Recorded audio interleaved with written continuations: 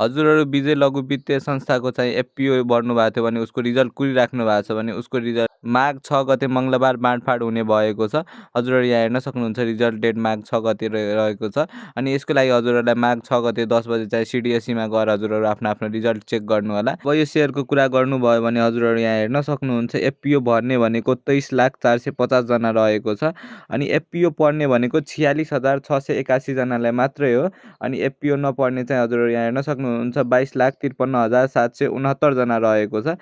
अब यो सेयरको रेसियो हेर्नुभयो भने चाहिँ हेर्न सक्नुहुन्छ एफपिओ भर्ने मान्छे धेरैजना छ अनि पढ्ने चाहिँ थोरै रहेको छ। तर यो चाहिँ के हो भन्दाखेरि यो एफपिओ रहेको छ हजुरहरूलाई पढ्यो भने सिधै हजुरहरूको पोर्टफोलियोमा सिधै 8,000 देखिनेछ। त्यही भएर हजुरहरू नआतिनु होला अनि आफ्नो रिजल्ट चेक गर्नु होला। अनि यस्तै अपडेट भिडियोको लागि चाहिँ च्यानललाई सब्सक्राइब गरेर राख्नु होला। अनि यो भिडियो सक्दोभन्दा सक्दो बढी धेरै मान्छेसम्म पुर्याइदिनु होला।